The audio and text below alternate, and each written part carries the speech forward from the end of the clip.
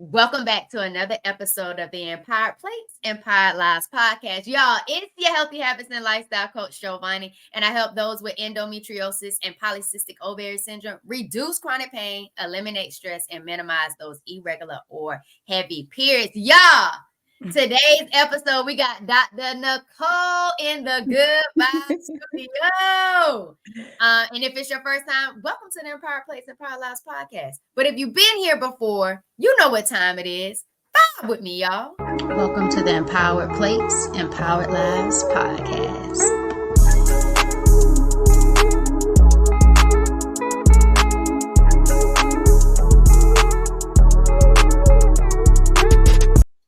Y'all, today we sit down with Dr. Nicole Monteiro, a licensed psychologist, a certified life coach, and the author of The Boundaries to Bliss Blueprint. Y'all, Dr. Nicole shares her insight on how mental and emotional health impacts physical and reproductive well-being, and the power of mindset in achieving healing, and the importance of establishing healthy boundaries. Y'all, if you haven't already been here before, you already know how I needed to navigate through healthy boundaries. So I'm so excited about talking about boundaries today. But y'all, today on the Good Vibes Studio, Empowered Plates, Empowered Lives podcast, she wants you to know that you are what you eat, think, believe, and absolutely behave. Welcome to the Empowered Plates, Empowered Lives podcast, Dr. Nicole Monteiro. No one has ever made me feel so good with the intro and with your music. Oh my gosh. Yes, I love it. Thank you for having me. You're absolutely welcome. Thank you for being on the Empowered Plates, Empowered Lives podcast. It's a safe space to come be empowered, no matter what chronic condition, no matter where you are in your health journey, just to know that there are people and there are opportunities for you to change your problems into ways to reduce those pain and really have a life of pleasure. And so I'm just so excited that you're joining me here in this safe space to provide your insight, but more importantly, share your own journey of what life has looked like for you and how you're able to use your purpose for a bigger purpose outside of just helping yourself. So Dr. Nicole, first absolute question. You told me that, at one point, doctors thought that you might have had polycystic ovary syndrome, PCOS. What was that all about, and why did they suspect that before you? Like, what was going on with that? Yes, it was primarily irregular periods, like irregular where it would be, we're supposed to cycle every essentially 28 days. It would be like 45, 60. It was just so much irregular time in between my cycles. And they were like, that's one of the main signs of it. And so, that was kind of what they based it off of. And then, of course, like when you don't have your period for so long, when you do get it after 60 days, it's like boosh, it's just like you're in pain, it's heavy. So that was the main thing. Now, the funny thing is, a lot of times you don't see your period for 60 days. You're not really stressing too much. And that was because you're like, okay, but that was before I understood, as one of my friends who coaches women on, period health. It's like that your menstrual cycle is your fifth vital sign. So if you're irregular, something is going wrong with your body. So as much as I kind of like swept it under the rug because I'm like, look, 60 days, 70 days, okay. But then I came to realize no, that's not healthy. But yeah, that was what my doctor was like, you might have PCOS. When you said that, I was like, "Ooh, 60 days without a period." I wonder if she felt like how I felt. Like when I didn't have mine regular, like there was one time, it was 2007. I went like 3 months without a period. And I was like, well, what is going on? What's happening? And like, I've always told, okay, it could be stress. And I'm going to say distress. As we're learning, we know that stress could be good stress or bad stress. So we need to make sure we're using the right context. Distress. So it was like, it could just be distress. It could be something that you're eating. It could be your body's just going through these changes. And it was normalized. It was okay for me to be, okay, well, I didn't have a period. And I'm like, well, who's complaining about not bleeding? Like, that's what I was thinking when you said that. So, 3 months without a period. Come on, summers without a period. Yes. To know that something is wrong and not follow up on that, that's a problem. And I'm glad that you kind of said that and you spoke on that, because people normalize so many different things that are not normal in regards to how your body functions and how it shows up. And I don't know if you've heard of this, Dr. Nicole, but I've heard that some people, like, once you start on like a high raw journey and you're eating more raw foods, it's not typical for you to start seeing a period all the time, because of how you're feeding your body and giving nutrients, and it's kind of cleansing in a whole different way, or like your body cycles differently because of the lifestyle that you like adapted to. So I've seen some people say, like, after a certain period of time, they may only have a period maybe 4 times out the year. And I'm like, that sounds crazy. So how do you know if this is just good because you healthy, Yeah. or something's still happening in your body and you don't know what's going on? Have you ever heard of that?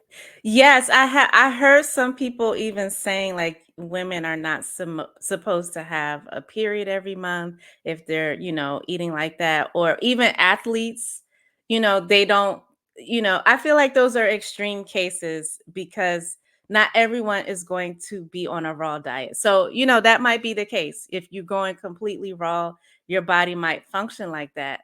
Maybe it's even preserving like your iron by not having you, so I'm not an expert in that, but I know I wasn't going raw. I wasn't ultra healthy. So there was no reason, no healthy reason. I wasn't running marathons. There was no healthy Me reason either. for me to not Let be alone regular. running. Talk about Yeah. running a marathon, like maybe every now and again a jog in between a walk, which is majority a walk. But speaking of healthy, you talked about living outside of the US. And you talked about getting in like more fruits and vegetables. Talk to me about your experience in regards to your lifestyle outside of the US, and then what it kind of looked like in the US. That's the thing. We have to work harder for the most part in the US to just have a baseline healthy lifestyle. I'm not talking about ultra healthy. I'm sorry, guys, but the US is making us sick. So when I was outside, I was in the Middle East, different parts of the Middle East, different parts of Africa, more walking, more easy access to fresh, organic. It didn't have to be labeled as organic, it was just organic, fresh access to organic fruits, juice bars everywhere, but it wasn't this exclusive thing. Like it was, how here it's like you buy it. I went to Whole Foods and got a cold pressed juice. It was $10 for one of those little, but overseas, like it's easy. You could get like an avocado smoothie and it just has all this healthy fats, a little honey, $2, right? I was in Dubai. So it's just so much easier to get access to things that are going to like nourish your body, and then more walking. I walked so much and in a simpler lifestyle. Walking, when I lived in Botswana, which is in the southern part of Africa, I walked home to eat lunch.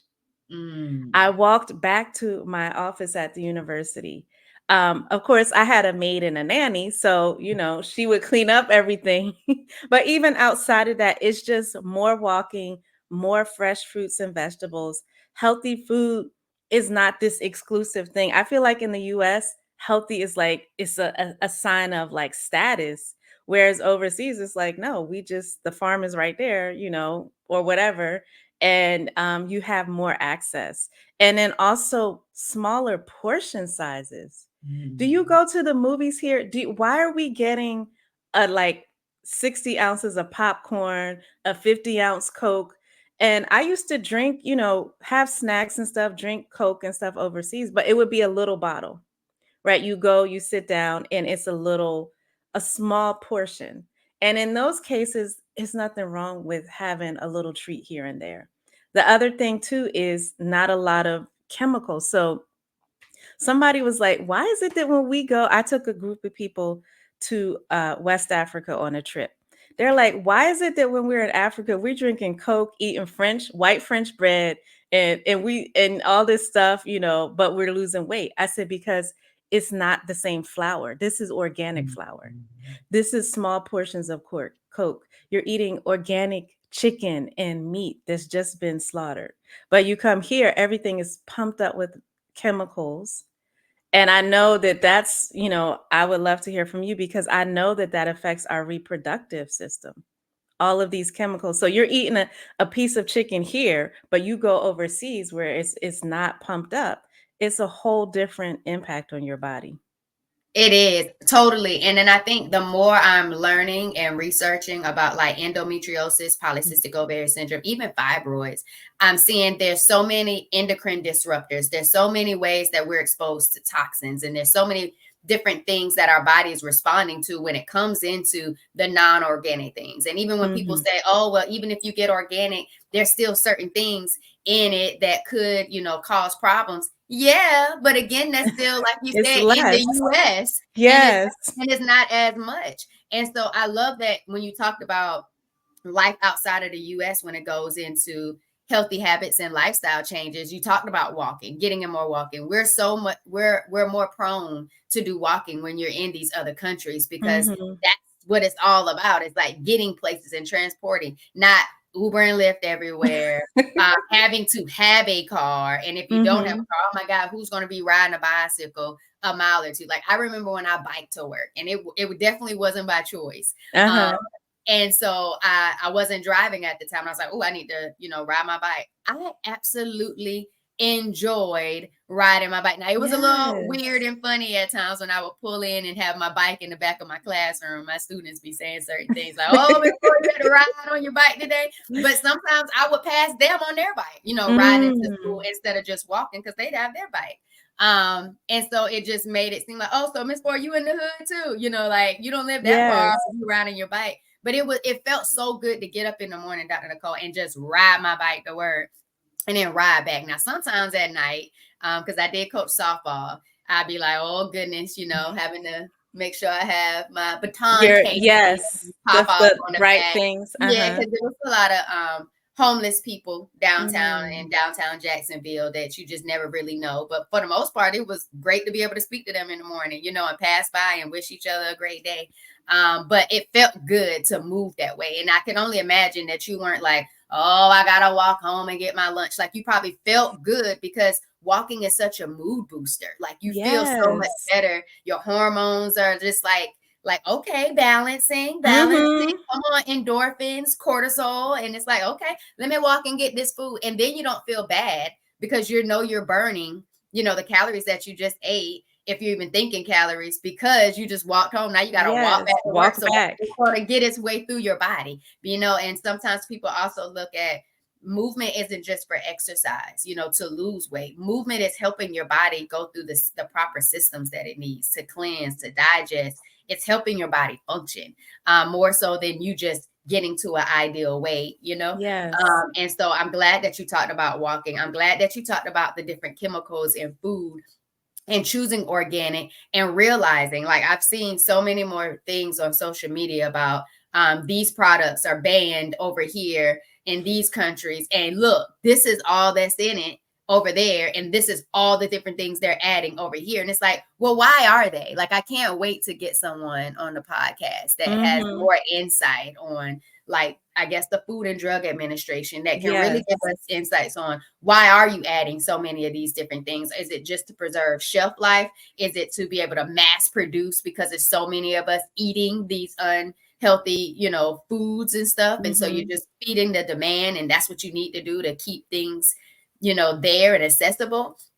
Or do you really just want us to continue to be sick, and you want to feed into the healthcare industry and look at it as a business and not really have a place where we are being able to vibrate the way we want to? Because so many people, Dr. Nicole, are even thinking about moving abroad and doing those things because they know that they don't have to fight just to not have people messing over their food, knowing that food is a huge function, nutritional aspect of their well-being. Like, people say it all the time, your kitchen should be your pharmacy. It should be where you're doing well. It should be where you're healing, not where it's killing you and making you stay in such a, stagnant state, to where you're not having regular periods, where you're not able to conceive naturally, and it's a struggle reproductive wise. And we're going to get into that as well. But I'm glad that you broke those things down, but I also like that you talked about the smaller portion sizes. Like, we're not overeating. It's not like you weren't overeating over there and No. to the place where it's like, I don't even know how to finish this plate. Like, it didn't sound Yes. like that was your experience in needing a to-go box in regards to that. So I like that And you it's a talked. big difference. We've had people visit us from overseas, like, you know, friends of myself or my husband, like from Europe and different places. And even when we show my father-in-law, he's outside the US, pictures of like we went to IHOP, and he was just like, oh my God, this is how people eat over there? Like, just plates and plates of food. When our visitors come from, you know, abroad, they're like, I can't believe how much you guys eat. Like, they just dump stuff on the plate. Why do you guys do that? You don't even eat half of it, but you probably eat too much because it's all in front of you. So I don't know how this happened, where we got to the point where, like, and that's why if you notice when you go to a more high-end restaurant, the portions are smaller. So they're trying to keep those who don't have the means just bloated and overfed, because the cheapest meals are the hugest ones, right? Like, they just throw tons and tons of food, and I just don't get it. And you can tell, like, our whole American mindset is like, they want me to pay $20 for this little small plate or something. And it, right? Because when you said that, I'm automatically thinking, who's sitting at the table with me about to go in on this portion size and have to pay this amount of money? And then it went right back into what you said earlier. It's a luxury. It's a luxury to get access to the right portion sizes. It's a luxury to get that organic fruit, vegetables, meat, flour. Like, Mhm. it's a luxury to get safer food that could do less harm for your body if chosen, to consume. And so I like that you said that. And thinking about people coming in and seeing all of this, it's just like, what? Oh, it's just the They American can't believe it. sad diet, literally sad diet. And so I'm glad that you kind of brought that into the picture and into the perspective. And I think the one other thing that I didn't recap on was, like, you talked about the farmers. And I think Mm. we're getting back to a place, those who probably never were there and was heavy on grocery stores, we're getting back to a place where we're starting to now frequent farmers markets. We're getting to a place where we're now starting to see some of our Black businesses and restaurants are located in farmers markets. So then they're there to show you, plant-based living, more fruits and vegetables, foods that you like. Hey, we're here, even when it comes to things of people who eat meat, you have different meat products and stuff that are at farmers market now too, that, people might be more susceptible of getting versus going to a grocery store, not knowing what's going in our fruits, our vegetables, our meats, and what's being pumped up into it. So it's almost like I'm trusting this process because it's a farm Mhm. process versus just this other process that's systematic and we don't really know what all is in what and where is it coming from. And so I'm glad that you also brought in the aspect of the farming. And so And even the eggs, right? Like, you have to, I just committed to, I have to pay more until I get my own chickens and everything. I just have to pay more. I will never buy just the regular, like, it has to be cage free, organically fed. It makes a difference, and you can taste it and you can see it. And it's sad the way the industry, like, mass produces things. So if you just buy, because one time I was at the store and this lady was like, why would you buy in line with me? You buying them expensive eggs? I said, yes, it tastes different. And it has a different, it's just better for you. I truly believe that.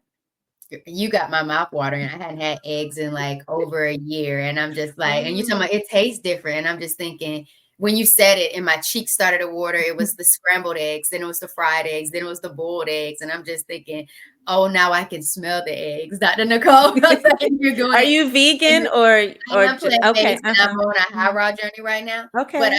I still think about how good those foods are. Like, I will Mhm. never just be like, oh my God, they're so horrible, and not act like I never enjoyed them or there weren't memories that I had or certain dishes that I enjoyed. Like, when you talked about that popcorn, Dr. Nicole, when you talked about that popcorn at the movies and you were talking about the sizes, I'm always go large because that large says you get a free refill. And I'm going to run back and stop by that concession stand before I leave so it can have its own seat. And I got my snack for another time because I'm going to make that movie experience go. And so I smelled the popcorn, and I'm a foodie. So I smelled the popcorn. I thought about myself. I never get a smaller medium popcorn. It's always going to be large because I want that free refill to bring back home to eat later, not necessarily eat all there. But it also made me think about, too, Dr. Nicole, mindful eating. When we started talking about portion sizes, and because the food is there, we just keep eating, thinking we need to eat it all. I love this concept of mindful eating. And at first I thought it was me just being mindful of my choices, my decisions on what I was eating. And then I actually took a course and got a certification in mindful eating and realized it's really appreciating the food for what it is and what you want it to do for your body in making those decisions, but enjoying how it tastes, how it smells, being present with your food, and not just I'm eating, but now I'm watching a movie, shoving the popcorn. I'm eating. So now I know I'm about to eat dinner. I want to eat dinner and watch this or watch that. It's like, no, be with your food, chew your food, enjoy your food. And it took it to a whole nother level. And I think when you're able to have that practice and start redefining your relationship with food, it shifts your behaviors when it comes to other things outside of that. And that kind of leads into what you talked about. You are what you eat, think, believe, and behave. Can you kind of explain how our mindset and behaviors are just as important as what we eat when it comes to our overall health, and then why understanding this connection is so crucial to our overall well-being? Yes, I love what you said about the mindful eating, because so much of what I observe, how we live here, we're mindless. We're not present. We're going through, you're driving, you go through the drive-through, you're eating something real quick on the phone, the next thing, the next thing, the next thing. And we're not sitting with things. And I believe that's a distraction from things that it's hard for us to face, whether it's the reality of our life and what we want to change, or the thoughts or bad memories, whatever it is, we're trying to escape something. Food is one of the major ways. Also, media, phones, consuming things mindlessly. So I even tell my kids, last night, one of them came down for a snack. And my husband said, put that tablet away while you sit and eat that snack. You don't need to be eating something and watching something. Do one thing at a time. But I think it's like, it helps us to be more present, because funny that you say that. There's a book that I love, and now I can't see it, but it's The Power. Here it is. The Power of the Subconscious Mind. And it's kind of old, right? But it's so powerful. What you tell yourself is what you actually become and believe. And so when you start being more present, what you're telling yourself is that you matter, that what you put into your body is important. I now know I am worth organic food. I'm worth the organic eggs and the organic chicken and the organic vegetables, because my body is a temple and I want it to function well, and I value myself. But when we don't even stop and tell ourselves those things, we make decisions, we make choices that are not good for us, because everybody else is doing it. We were never taught. And also because it's just easier. It is easier. I told my kids yesterday, you guys can have snacks, but I cook every single day for a reason. It's easier to drive to do you know it's easier to call Uber Eats than to cook on a Friday night? Mm-hmm. But I feel like I'm worth more on of a it. Friday night, Dr. Nicole. Most families in America, it's like, we don't work the full week. We are eating out any other day of the week. It's going to be on a Friday. Friday is like, we made it to the weekend. I'm off. We need a break. What we order, what we picking up. So you are right. It is definitely easier to do a Uber Eats order or pick up food or have something else delivered And On it's a nothing wrong with it, not at but all. you just your body will become more sensitive. Like if you just went and ate an egg wrap from Dunkin' Donuts, you would literally get sick because your body is now accustomed to something at a higher level. And even Agreed. me with the oil, a lot of the problem with the Mhm. foods outside is I can't handle it because I use avocado oil, olive oil, and I don't know the oil that some of these places are using. So you order. You just have to be careful because your body, as you start to get out of that, will tell you, like, no, don't go back to that place. Girl, you are talking the talk because you are absolutely correct when you talked about the oil. That is me. Well, you called me out on my Mhm. Uber Eats. I definitely had that this week towards the end because I started the week off with the watermelon that I was finishing on my Mm. mono fast. But then I didn't like meal prep for the rest of the week because I was just like, we got watermelon, it's all watermelon juice, watermelon, that's it. But I Wow, was that's ordering awesome. salad, so Okay, yeah. Well, that's different different. salads for Yeah. me. Yeah. Different salads for me. But when you talked about oil, before I started the high raw journey in March, it was just a 3-day challenge for me. I was addicted to French fries. I absolutely love French fries, Dr. Nicole. And it was like fries, fries, fries. But as I started to get closer to getting ready to embark on that journey, my stomach started feeling different ways after I would eat fries from different places. And Mhm. then I started asking questions about the oil that they would use. And like, I love Wingstop fries. Once Wingstop told me they use soybean oil. Okay, soy isn't necessarily good for people with polycystic ovarian syndrome or endometriosis. Oh, Sometimes people have issues with okay. that. I was like, that's my last time in Wingstop. Okay, say less. And then like with other French fry places, I'm like, well, they probably drop in chicken, different things with different flour in it, and that's probably why my stomach is feeling a certain way. And I was just like, Oh, that's a good exactly. And so point. I was just like, Yeah. you know what?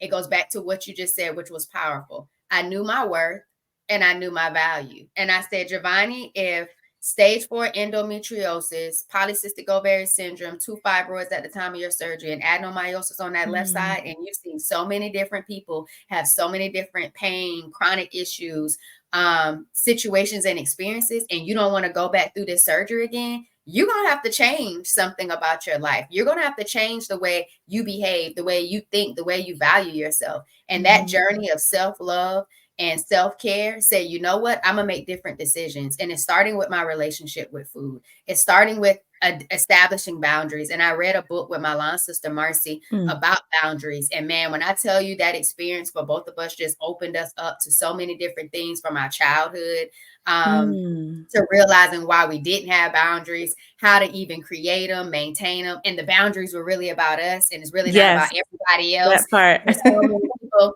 take it personal when you establish these boundaries, like it's about you. Nah, it's about me. Mhm. And then like just navigating through that, it was like it started this awakening within myself. And it was, let me stop mindlessly living. And you spoke on that. And I think we get in a state of just living just to live, and we don't realize how much power we have in the creation of the life that we want to live and where we want to go with it. And so when you said that mindlessly living, I was like, that was me all the way up into 30 something. And sometimes it takes a health issue or a health Mhm. scare to say, you know what?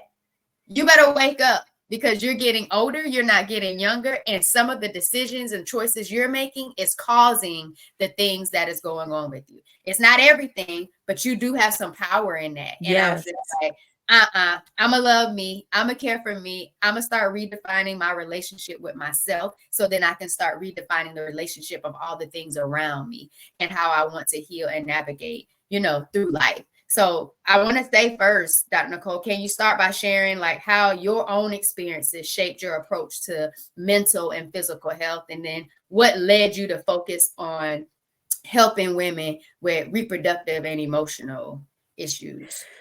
Well, I will say it goes back to childhood because when I was 9, my paternal grandmother, was diagnosed with breast cancer. And that was like, devastating. There weren't a lot of the treatments were not as it's devastating no matter what, but like it was not a lot of, the treatment wasn't as evolved. So she had to get a mastectomy, like both of her breasts removed, chemo and everything. But what she did was she completely changed her lifestyle. She went on a lifestyle way of eating called macrobiotics, which is kind of based on a Japanese approach to like your foods have properties, yin and yang. You need, they do a lot of like fermented foods, whole grain, brown rice, minimal meat, and all this stuff. But the details don't matter. What mattered was that I saw someone take power over their life. And not, yes, it's the diagnosis, but she took power. She stopped sugar. She stopped all this stuff. And that stuck with me. And part of that lifestyle was having to cook. There was a lot of like slow cooking because the idea is you're not going to microwave your foods and all this stuff. So that she changed her life and it was for her health. So that always stuck with me. Like, no matter what, there's always a power that we have to impact something. And then in my work with women, what I notice so much is we tend to get into a sense of powerlessness. It's always somebody else, something else. We're a victim. This person did that person did that. And not to say that those things aren't true. So many of us have gone through traumas in various stages of life. But those thoughts and that approach is not going to get us to a state of health and well-being. So it's really about understanding what you have to take control of. Sometimes it's just your thoughts, like you said, like I am worthy. I'm worthy of trying to make a different choice in my relationship with food.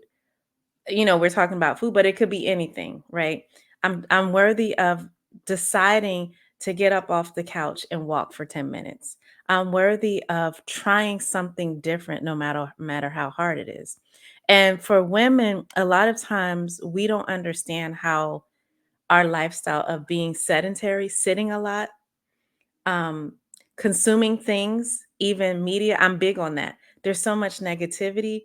And I talk to women all the time that say, well, there's no good men out there. I'm like, well, how do you know? Well, because all these podcasts and social media, I'm like, stop consuming things that give you a negative view of your reality. So, so many of us consume things that make us feel negatively about ourselves and about our life options. And that just, and then of course that feeds into reproductive health, your overall health. A lot of us, here's the thing, when I lost weight, and I wasn't really overweight, but I'm not that tall and I was carrying too much weight. Every symptom that the doctor thought I had of PCOS went away. So I simply needed to change some things, more exercise. And this was before I had moved overseas, more exercise and eating differently. And I think sometimes we don't understand our own power. So even with reproductive health, start getting your health. Here's the thing, everybody that changes their diet or changes something significantly in their lifestyle, I'm like, you better watch out. You might get pregnant. You start walking, you start drinking those green smoothies, you start losing a few pounds, or you start shifting things, working on your core, you might mess around and get pregnant because all of that affects your reproductive health. And you're also, I was listening to this lady and she's like, you're either in fight or flight or feed and breed. So Ooh, if I'm gonna get you her name. come on. I like that. Say it one more time. She said, I went to her seminar, I forgot her name. She said, you're either in fight or flight, which a lot of us through chronic stress, not moving our body, all the stuff we talked about, you're either there, which is not a good state, or the healthy state is feed and breed. That is when your digestive system is working well. You're feeding and your food is digesting. You don't have all this digestive problems. And your reproductive system, you're ready to breed. You're ready to eat and get knocked up, basically. Okay.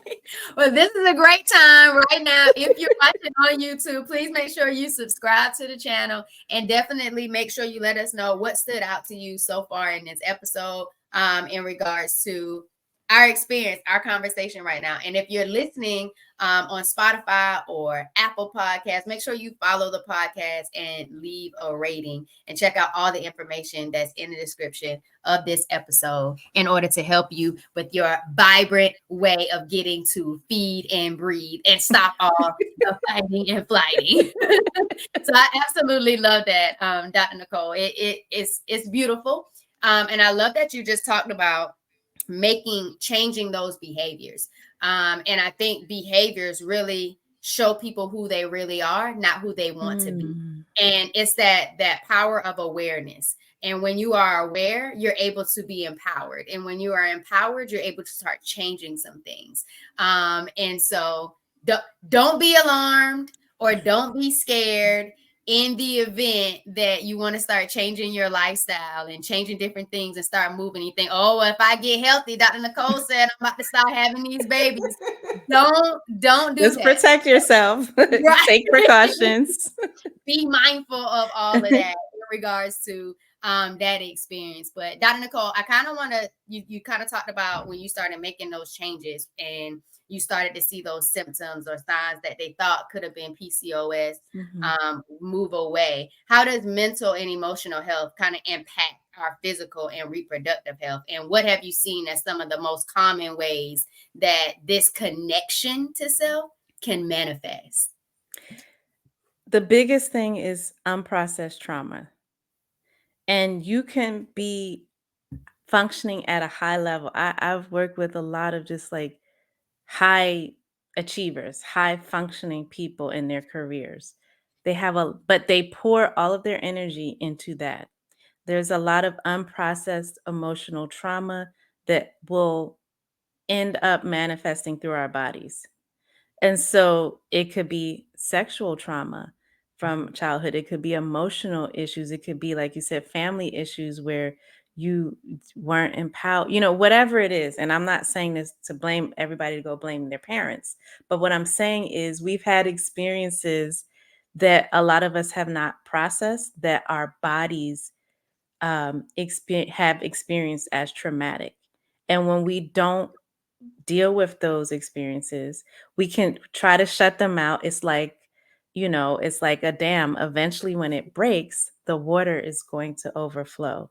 And that can come through illness, that can come through mental breakdown. I saw somebody made a post. Why is everybody over 30 having mental breakdowns? I said, because you're at a stage where you're finally slowing down. You've been building. A lot of people, our high performance is a trauma response. We go, go, go. We do, we build, build, build. And then when you hit a certain age, you're forced to pause a little bit. And then that's when everything starts to come back. And so unprocessed trauma, you could be the healthiest person as far as your foods and all that. But you still have to deal with the mental and emotional because it will come out. And a lot of it will come out through our reproductive health. I have a friend, she's like a menstrual coach, so to speak. And she says she can tell a woman that has poor boundaries through her reproductive symptoms. Either her period is too heavy, she has a lot of pain, she has a lot of symptoms, PMS symptoms.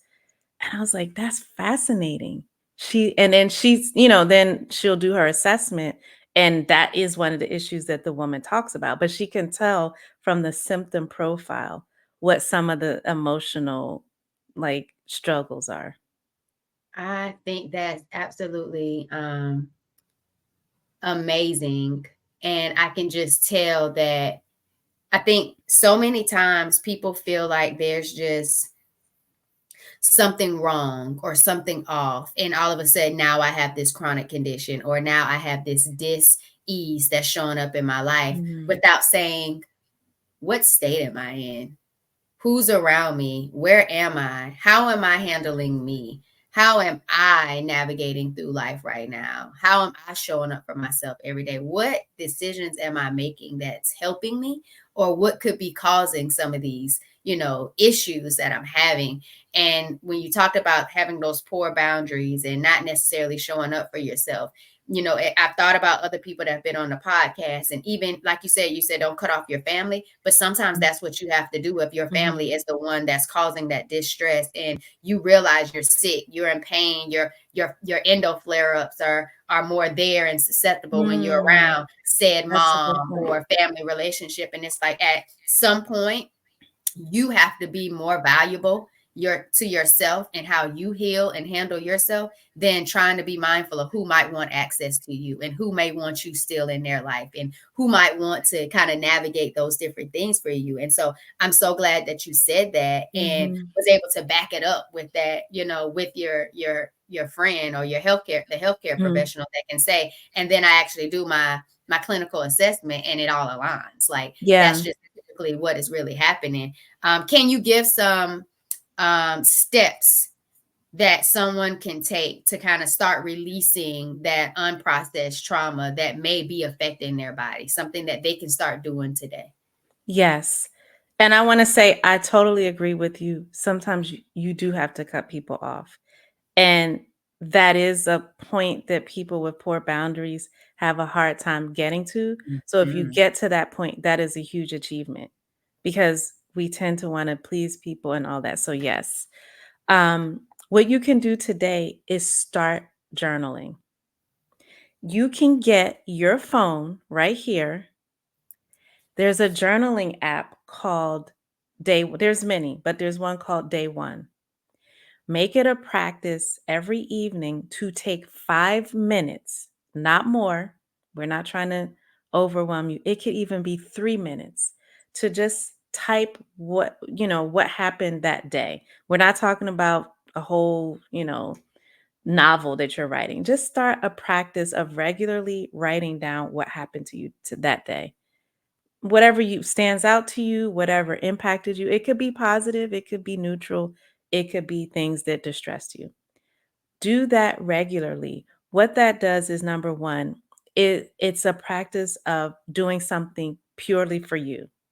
This doesn't go to your job, it's not for your business. Nobody, it's private. It's for you. Number two, it sets up a routine.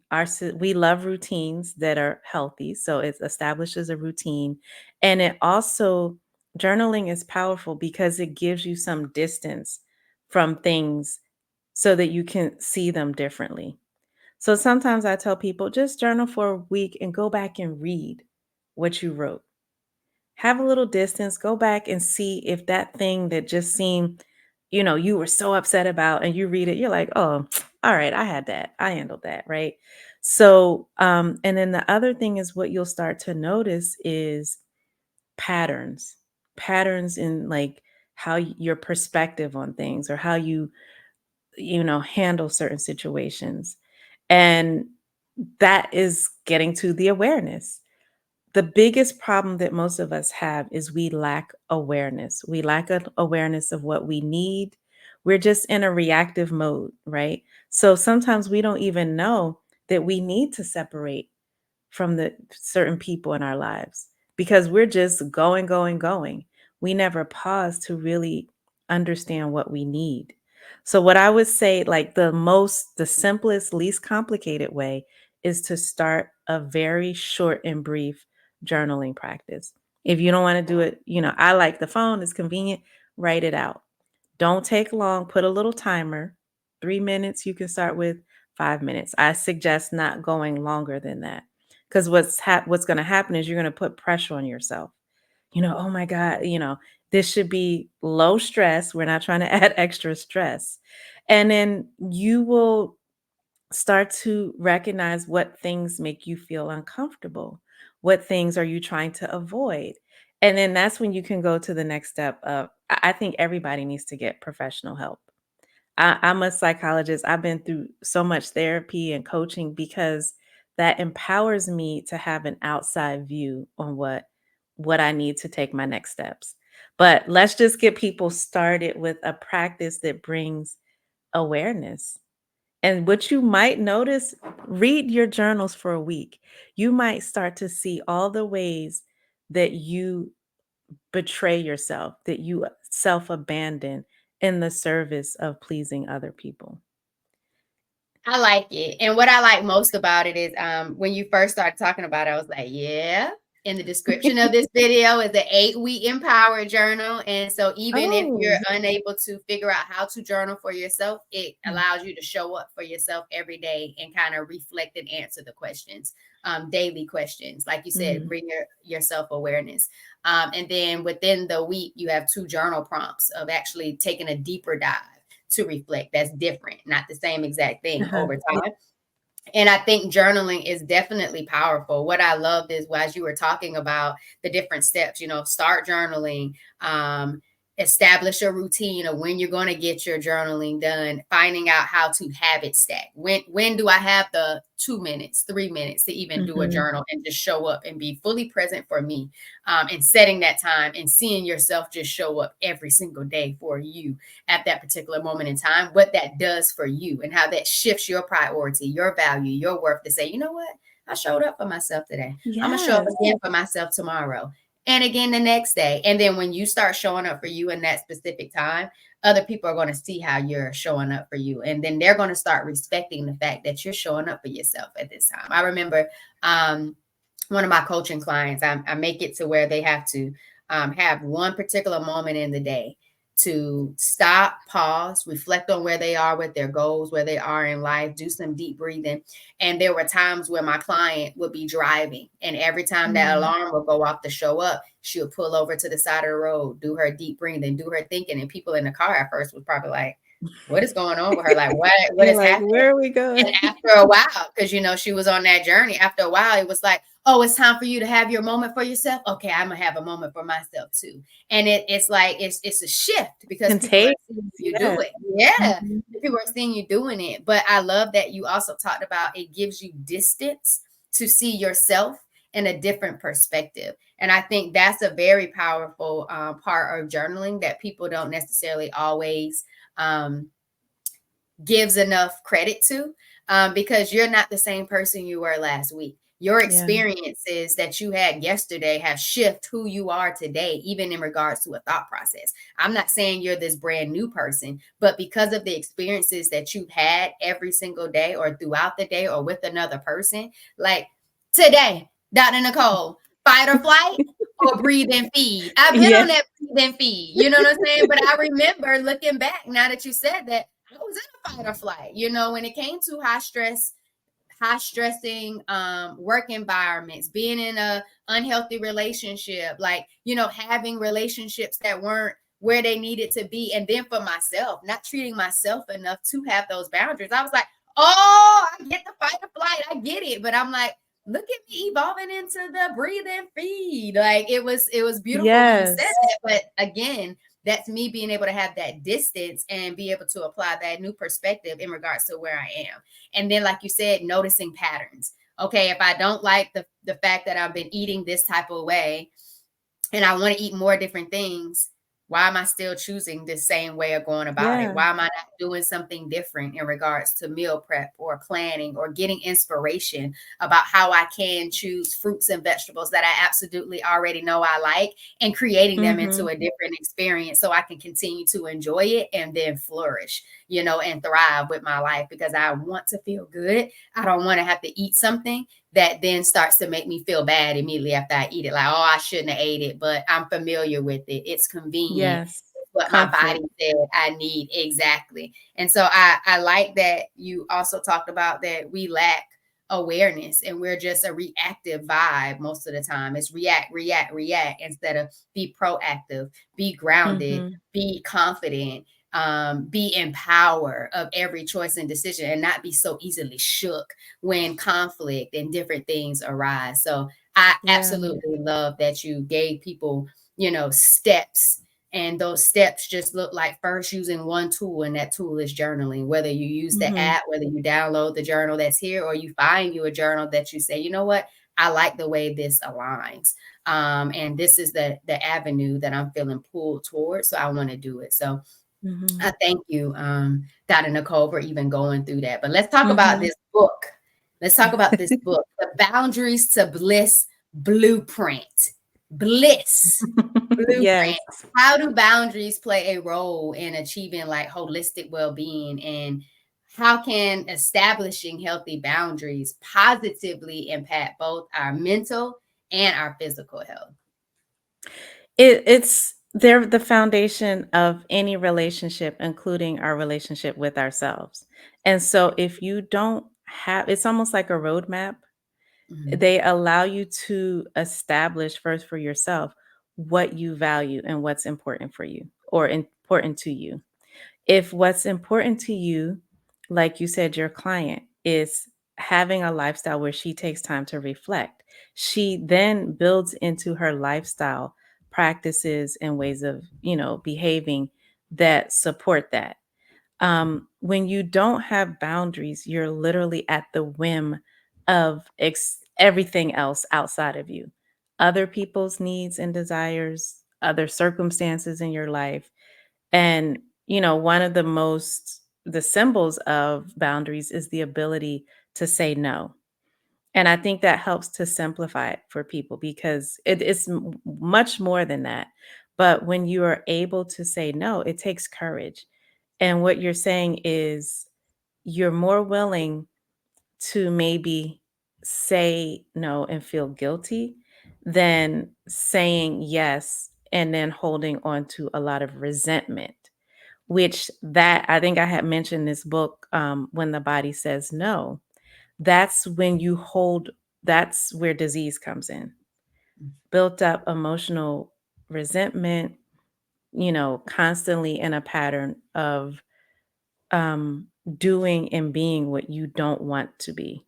So boundaries are the foundation of like all, I would say knowledge of self and then protection of self. But more than that, being able to then engage with other people from more of an equal standpoint. Because when you don't have them and you're in a people pleasing mode, you're always coming from like, it's like the little puppy that's looking for, the pat on the head and the treat. And that's not a healthy place to come from. And so in the book, I talk a lot about how, I called it boundaries to bliss because I think sometimes we're in so much of a survival mode, we can't envision, like, okay, once I get out of this survival mode, what do I actually want? The bliss is the part of like having joy, having healthy relationships, having a healthy lifestyle. Some of us can't even imagine that. And that's okay. You'll get there, but you have to first start with self-respect and self-awareness, which is what the boundaries do. Because what you're saying is I'm not willing to be at the whim of forces outside of myself, whether it's other people, like we said, what people want, circumstances that are going on, right? You might say, well, you guys are sitting here. Somebody could say, you're sitting here talking about all of this healthy food. I don't have, I don't live near an organic place. So I can't, you might tell yourself, I can't do it, right? I would say to that, what are you close to? The stores that you have, what choices can you make within that store? 9 times out of 10, we spend more on Uber Eats than if we could take we could take that same Uber and go to a place, little produce farmer's market or something like that, right? But when you start to have the boundaries, you start to be more clear on what you value. And it's more so for yourself, but then it's also in relation to other people. And you recognize that getting validation for what you do for other people is really not the path to fulfillment, right? If you're only validated when you do something that somebody else deems as worthy, you're always going to be at the whim of that other thing, that other person outside of yourself. And it doesn't feel equal, right? It feels like they can give it and they can take it. So boundaries is like building that inner sense of self to know what's valuable to you. And then once you're clear on that, you can bend a little bit, right? I'm not saying be rigid. Like, as a rule, I don't wake up in the middle of the night to take people to the airport, but I would do it occasionally. It depends. You can't call me every time, but there's sometimes when I could do it. But I had to go through a boundaries journey to get clear and comfortable with myself in order to determine when I'm willing, to do it versus just doing it on autopilot. I like it. And I kind of want you to talk about the process for people who want to start establishing Mhm.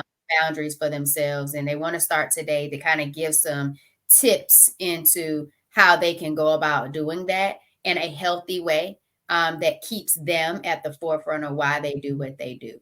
So I definitely want you to elaborate on that. But I first want to say that I love that you said boundaries don't have to be permanent, and that was a part of what me and my line sister experienced when we were reading. It was like, you can establish a boundary today, doesn't mean it has to be a hard boundary. It could be Mhm. soft. It's always opportunities for things to be able to move and transition, but you got to do what you need to do for yourself today, and what that looks like for you today. And I also love that you talked about boundaries is a way to show yourself value, and I Mhm. think so many times people don't realize how valuable they are, or it's always in this context of just, my price is about to go up, next year, you know what I'm saying, right? And Last it's yesterday's price is not today's price there or you whatever. go. And it's Uh-huh. not even in a product or service. It's just like Mhm. who I am. You thought you could get me now. Next year it's a whole nother thing. And then you start seeing, we about to get into it because it's the new year Mhm. coming up.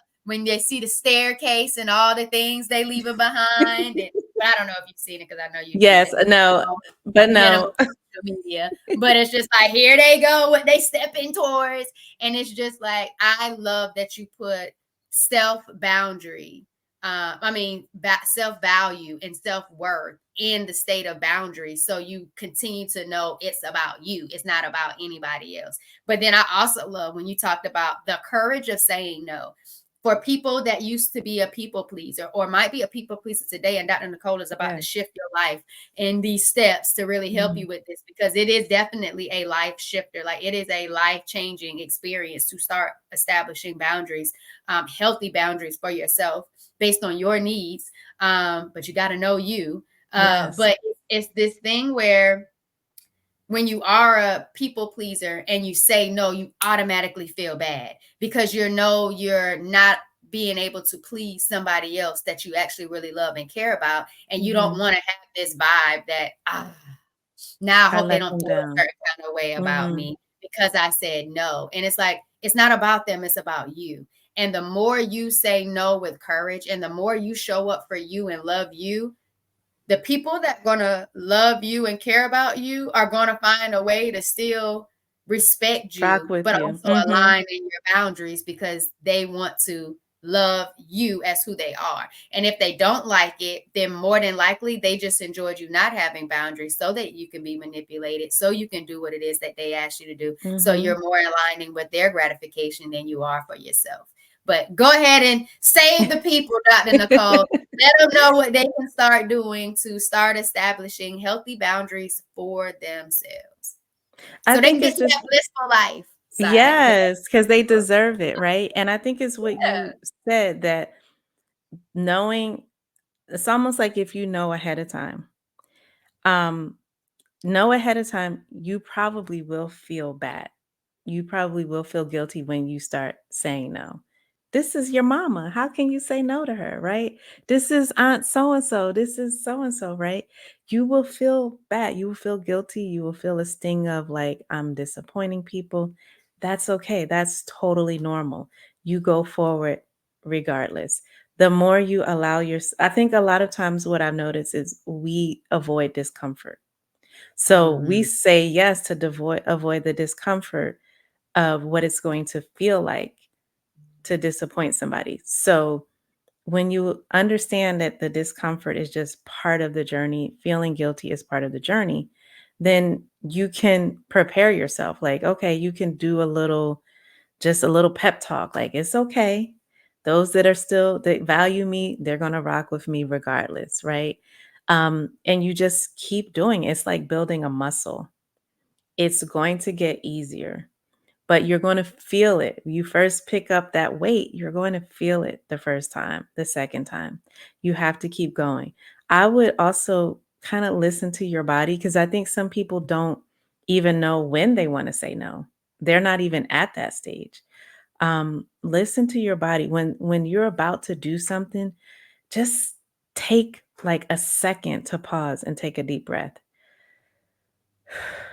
before you go ahead and respond. Somebody sends you a text, somebody call, these days I really don't pick up the phone. You got to leave me a message or text me because, I need to feel like, what am I walking into? Because people will just call you with random things. Of course, if it's my family or something, I answer, but like, pause before you respond. Somebody's asking something of you. Make it a rule to pause, even if it's just for 5 seconds, or give yourself permission to say, you know what, let me think about that and get back to you. Let me call you right back. I'll text you right back. Just let me think about it for a minute. Give yourself distance is the best gift you can give yourself. Give yourself some distance so you're not reacting out of either comfort, familiarity,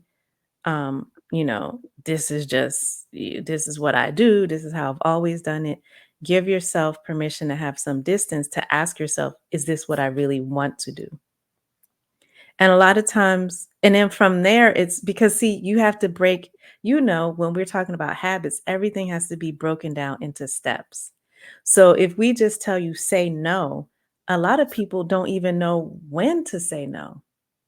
So you have to establish that, and you have to do that by checking in with yourself. How do you check in with yourself? You give yourself a pause or some space to really say, like, is this something I'm willing to do? Am I okay with doing this? Will I be self-abandoning if I do this? And you just have to practice. Start small. Sometimes you might even have to start with, I don't want to put it on the babies, but like sometimes you got to start with your kids. If you have kids, you might, if they're like, can we go to McDonald's? No, that's not healthy. That's setting a boundary, right? No, that's not healthy. Let's go shopping to the grocery store and get some. We can make our own. It's better to make your own burgers and cut up some potatoes, and you could do some air fryer fries, right? Just start saying no to things that you typically say yes to out of convenience or out of, wanting to make everyone happy. I like that, Dr. Nicole. And what I love about this last example that you gave, it was like, even if you start with like the little ones with the kids, start with yourself first. Like, when you tell, you know what I mean? Like, you might want McDonald's, you might want a filet of fish, and you might need to say, no, I could throw a piece of salmon in the air fryer and I could have such and such and such and such. Keep it quick, because I'm not telling you to stay in the kitchen long, because I'm not one who like to stay in the kitchen long either. I know Dr. Nicole says she cook every day. That ain't me. I will but throw it in that Uber air fryer. but I'm mindful of what I'm getting from Uber. Even if the restaurants I used to get stuff from, I no longer get, I still make sure it aligns with the choices that I need for me. Say no to you first and start seeing why. Why am I saying no to myself? And I think a lot of times, Dr. Nicole, is when you have a big enough why, and you're big enough, you're worth enough to be that why. But when you have a big enough why, your decisions start to become a little bit more easier. That was not grammatically correct. A little bit more easy as time goes on. It's okay. Had to do that in case my students were watching. You can correct yourself. It starts to become a little bit more easy over time, because you're starting to build that muscle of saying, you know what? I love me. I care about me. I can feel better if I chose different things to eat. And these different things that I'm eating, I still enjoy eating them, because I'm not eating something I don't already like. And so it's that, tell yourself no, because you know what else it is on the other side that you're going after. And I think sometimes people are too into, I think you talked about this, Dr. Nicole, before. You said people are so attached and connected to their past that they're not able to truly show up for their present in order to live that life of vibrancy moving forward.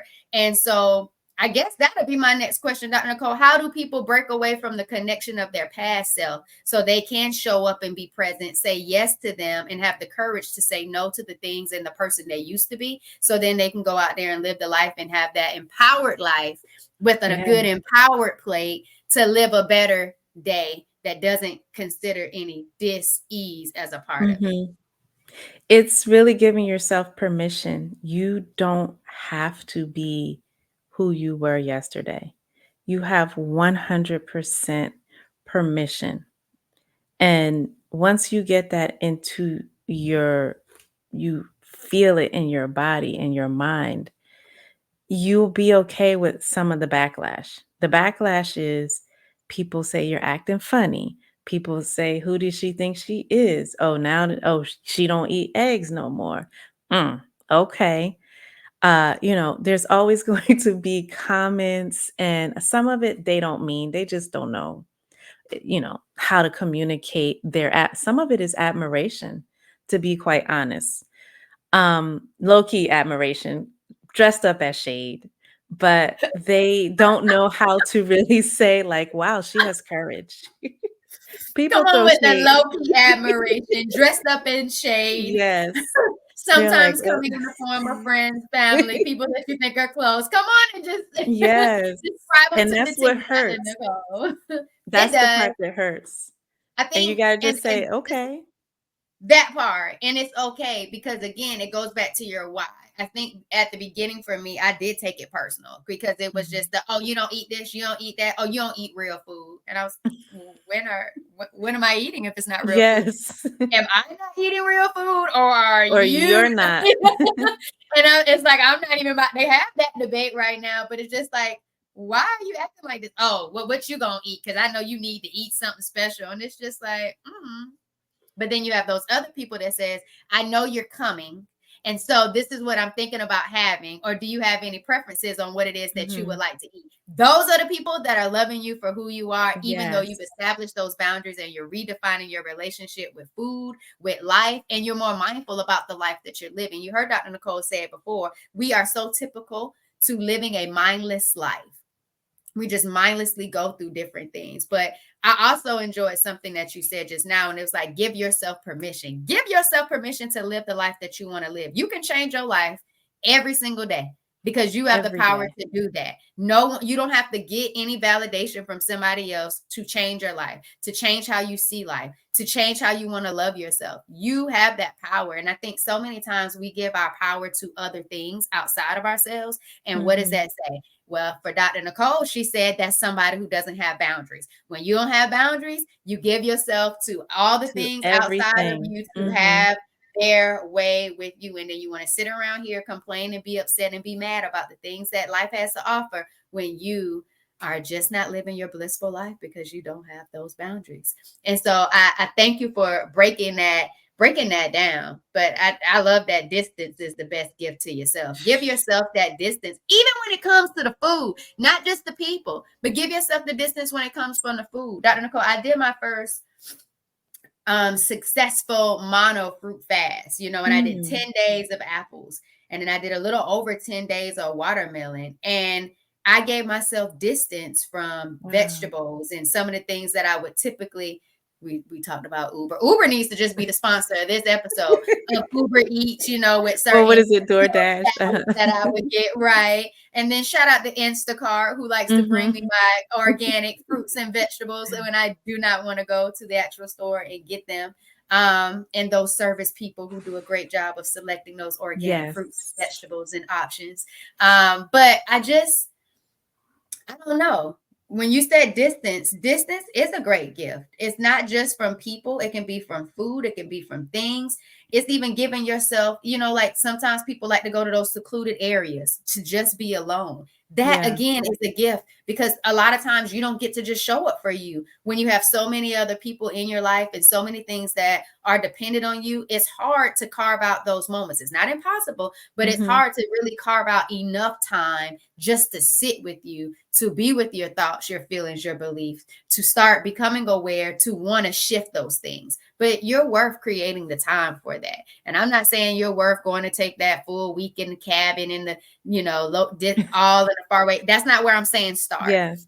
Talked about it earlier. Start with 5 minutes if you need 5 minutes for yourself. Start with, I'm going to get in a 30-minute walk every single day. That 30 minutes is all yours. What you do in that 30 minutes, that's not saying get on the phone and talk the whole time with somebody else on those 30 minutes. You can do it, but that's not showing up for you. That's still not your absolute uninterrupted time to love on you and to become aware of who you are and the great things you want to still accomplish.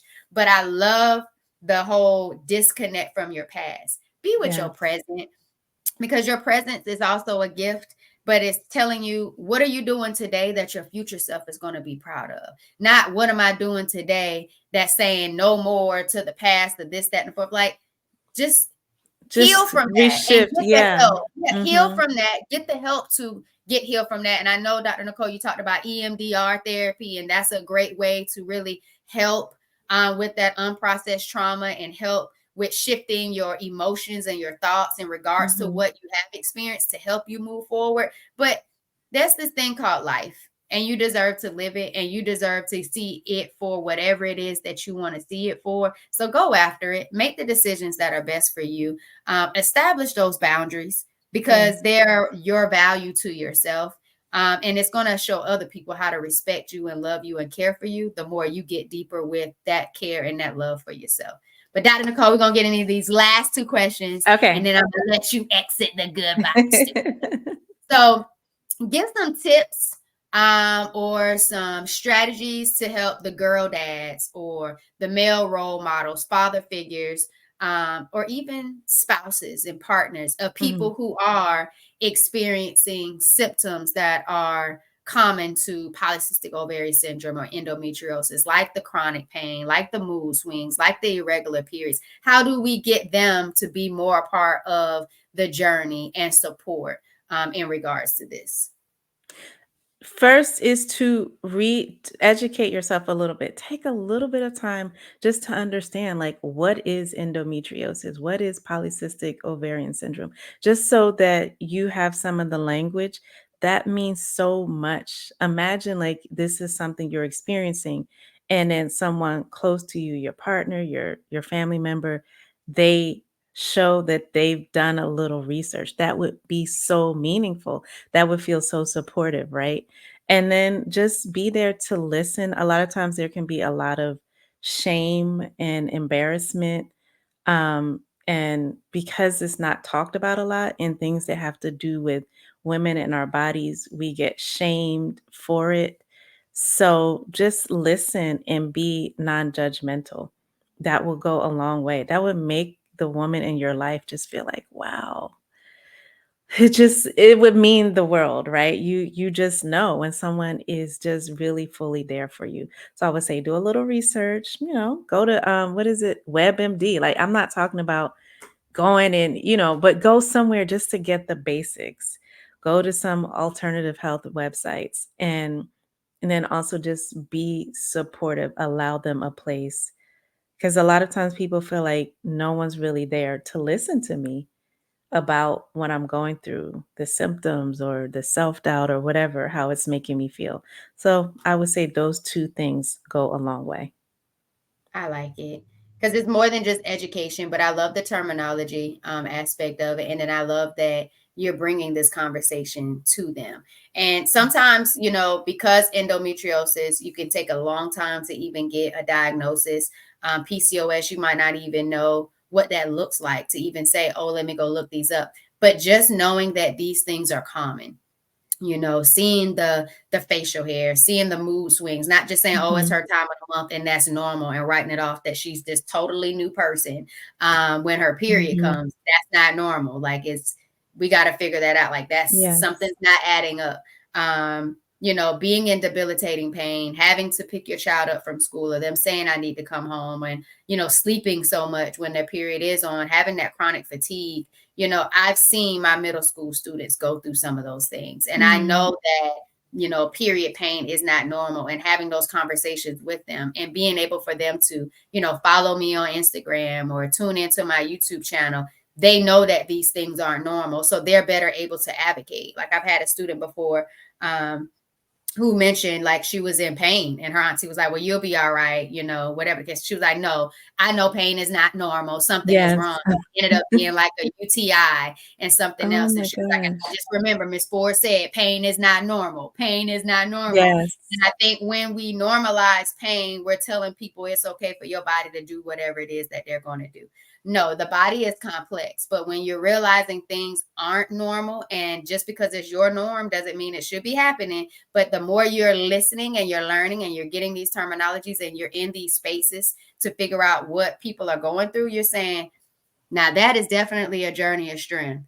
I don't want my person that I love and care about to go through that or have to suffer for so long. So what can I do to start advocating? What can I do to educate myself? What can we try to see if that actually works and their body responds differently to this, because I've seen this work for other people. And it's just going on that journey and being optimistic about what it is that it could look like for somebody else. So telling your child she can't have Takis and, a whole bunch of dairy products and a whole bunch of sugar and processed food, and she's, needing pills and don't want to be in school, but you're allowing her to eat all of these different things while she's going through her cycle, you're not helping them. And maybe Yes. if you educate on what more things they could be doing, because some of my middle school students are like, yeah, I know when my period comes on, my mom gives me tea. They're having herbal tea. So, Yes. moms are knowing, let me help with relaxing this. Let me help with calming that. Not, yeah, I need to go to the nurse to see if she can get me some pain pills. Like that's not where we're at. Yes. That's where we need to shift. So I thank you for that insight, Dr. Nicole. So last question. If you could have a meal with any historical figure, who would it be and what would y'all eat? Oh, oh my gosh. That is that's deep. I would say I really grew up like listening to a lot of jazz, and one of the artists that my parents used to, that I listened to with them and went to see her in concert. Her name is Abby Lincoln, and she also acted a little bit, and she was big like back in the, like, I guess 30s and 40s. But she always had a depth to her, like a quiet power. I'm attracted to those kind of people that like are so grounded in themselves. That's where their power comes from. So I would say her, because I actually went to see her a couple times with my uncle in concert. Um, and we would eat, I would say, some nice grilled salmon with some a nice, you know, stir-fried vegetable or something on the side. I love like little uh I don't know what you would call them, top like appetizers like hummus and thing. It would be like a mixture of different foods from different backgrounds. So I love my hummus, ground chickpeas. It has a lot of protein. I love my salmon. I love my vegetables. The main thing is just cooked with love and care and like minimal, not a bunch of like seasoned well, not a bunch of salt and all that. Just nice seasonings so you could taste the actual food. I love it. I absolutely love it. My cheeks were watering again, but you know how that goes over here when you're talking to a foodie. I was even smelling the salmon as you were talking about. I was like, oh my goodness. And then when you say all these different platters, I'm like, here she goes with portion control, but making sure everybody got enough on the table to be able to Yes. dip and dab and all of those good things, so they can feed and breathe with this grounded Abby Lincoln and Dr. Nicole. So Dr. Nicole, thank you. It's been an absolute pleasure having you on the Empowered Plates, Empowered Lives podcast. Let everybody know where they can find you, how they can get your book. Tell them all the great things about you. Yes, you can go to drnicolemonteiro.com. So DrNicoleMonteiro.com. You can find me on Instagram at I am Dr. Nicole. You'll see all the links in my bio. Website is the best way. If you want to reach out, you can book a call. You can see about my coaching services. I have a community called the Boundaries to Bliss Society. And there we focus all on boundaries, healthy relationships, and many of the things that we talked about. So I would love to reach out. And I want to just say there is no shame, y'all. I know I talk about my Uber Eats and, that's my thing, but start where you are. There's no shame. Don't feel bad about what you're doing now, because what I have found is that shame keeps us stuck. Don't feel shame, no judgment. Just do better the next day, whatever that looks like for you. I love it. Thank you so much. I absolutely appreciate it, y'all. I hope y'all enjoyed this tea of the conversation. I've been sipping my spearmint tea with my healing, my journey tumbler. Y'all go to 4vibrations.com. Check out the painful period products of support and wellness and well-being, as well as other products and services that are out there from 4 Vibrations to support you on your wellness journey. If you're saying, you know what, I heard y'all talking about journaling, let me get to it. The journal's in the description, as well as the link to also book a call so you can figure out how should I use this journal, what strategy should I start off with while I'm using this journal and I'm becoming more aware of myself. Let's make it a powerful conversation and experience with your 8-week journal. Again, all information is in the description of this video, as well as Dr. Nicole's information, so you can tap into her and her bliss community of things to get you so good on the vibes with those boundaries. All right. So y'all, thank you for tuning in to another episode of the Empowered Plates, Empowered Lives podcast. Make sure you drop some love in the description and tell us what you got out of this conversation, what you wanted us to, kind of talk about a little bit more. And who knows, we might have Dr. Nicole right back so we can run up a part 2 to continue the conversation in regards to what it is that you need from us in regards to where we are in our healing journey and how we're here to support and help others. Y'all, we love you. We thank you. But most importantly, thanks for vibing with us, y'all.